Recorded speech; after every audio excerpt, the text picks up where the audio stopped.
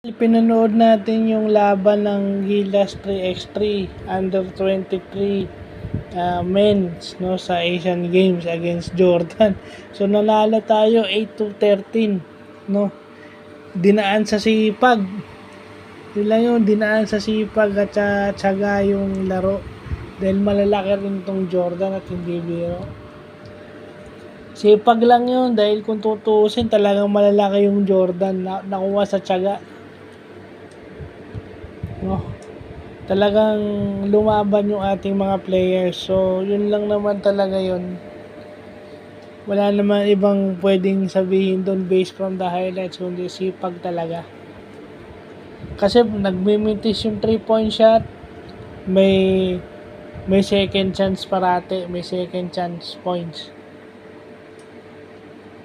At saka yung kanilang two-man game gumana, yung kanilang ball screen offense gumana. So siguro hindi rin expected nung Jordan na ganun ka yung ating Gilas. Kasi ganun yun kapag ka hindi kilala, usually